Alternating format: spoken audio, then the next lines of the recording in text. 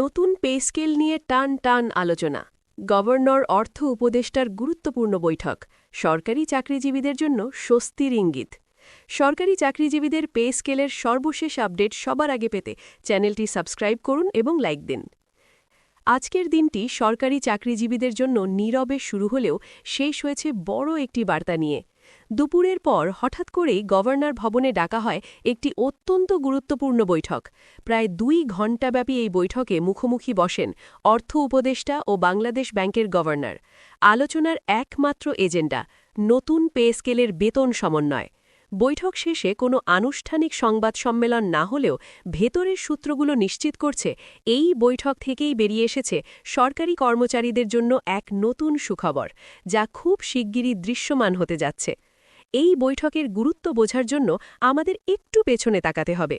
নতুন pay scale ঘোষণার পর থেকেই সবচেয়ে বড় প্রশ্ন ছিল এই বেতন কাঠামো বাস্তবায়নে অর্থ আসবে কোথা থেকে এবং মূল্যস্ফীতির চাপ সামলে কিভাবে বেতন সমন্বয় করা হবে। বিশেষ করে নিম্ন ও মধ্যম গ্রেডের কর্মচারীদের বেতন বাস্তব জীবনের ব্যয়ভার সামলাতে পারবে কিনা সেই সংশয় থেকেই যাচ্ছিল। আজকের এই 2 ঘণ্টার বৈঠক মূলত সেই সব প্রশ্নের বাস্তবসম্মত সমাধান খুঁজতেই বসেছিল সরকার।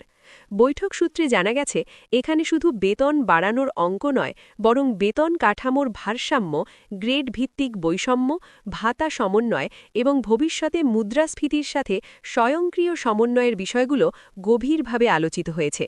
অর্থ উপদেষ্টা স্পষ্টভাবে তুলে ধরেছেন, যদি বেতন বাড়ে কিন্তু বাজার নিয়ন্ত্রণে না থাকে তাহলে সেই বেতন বাড়ার সুফল টেকসই হবে না।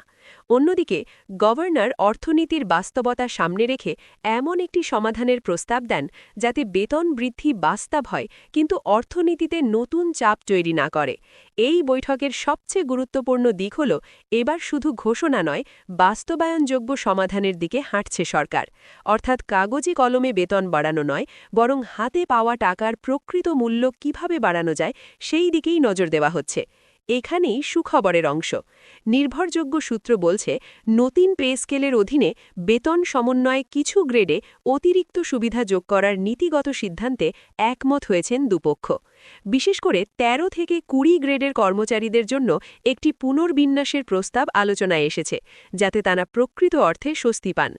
পাশাপাশি যেসব কর্মকর্তা-কর্মচারী আগামী 1 থেকে 3 বছরের মধ্যে অবসরে যাচ্ছেন, তাদের বেতন ও পেনশন গণনার বিষয়টিও এই বৈঠকে বিশেষ গুরুত্ব পেয়েছে। অর্থ উপদেষ্টা পরিষ্কার করে জানিয়েছেন, এই শ্রেণীর মানুষরা যেন নতুন পে স্কেলের সুফল থেকে বঞ্চিত না হন, সেটি নিশ্চিত করাই সরকারের অগ্রাধিকার। এখানেই শেষ নয়, বৈঠকে আরও আলোচনা হয়েছে নতুন পে স্কেল কার্যকর হওয়ার পর ব্যাংকিং খাত, মুদ্রানীতি এবং সরকারি ব্যয়ের মধ্যে কিভাবে সমন্বয় রাখা যায়।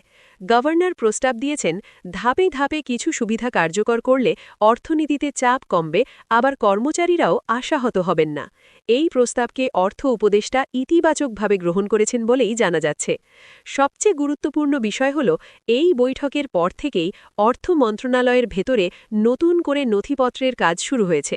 অর্থাৎ আজকের আলোচনা শুধু কথাই সীমাবদ্ধ থাকেনি, তা দ্রুত সিদ্ধান্তের দিকে এগোচ্ছে।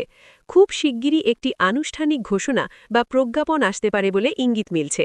আর সেখানেই স্পষ্ট হবে নতুন পে স্কেলের বেতন সমন্বয় ঠিক কী ধরনের সুখবর অপেক্ষা করছে সরকারি চাকরিজীবীদের জন্য। সব মিলিয়ে বলা যায়, আজকের এই 2 ঘণ্টার বৈঠক নতুন পে স্কেলের যাত্রাপথে একটি টার্নিং পয়েন্ট। যারা এতদিন দুশ্চিন্তায় ছিলেন, যারা ভাবছিলেন বেতন বাড়লেও বাস্তবে লাভ হবে না, তাদের জন্য এই বৈঠক একটি আশার আলো। এখন দেখার বিষয় এই আলো কত দ্রুত বাস্তব রূপ পায়। বিস্তারিত সিদ্ধান্ত ও চূড়ান্ত ঘোষণার দিকে নজর রাখতে হবে, কারণ সামনের দিনগুলোই বলে দেবে আজকের এই সুখবর কতটা বড় আকারে বাস্তবে রূপ নিচ্ছে। ভিডিওর শেষ মুহূর্ত পর্যন্ত আমাদের সঙ্গেই থাকুন, কারণ যে কোনো মুহূর্তে আসতে পারে বড় আপডেট, যা পুরো পে স্কেল সিদ্ধান্তের গতিপথই বদলে দিতে পারে।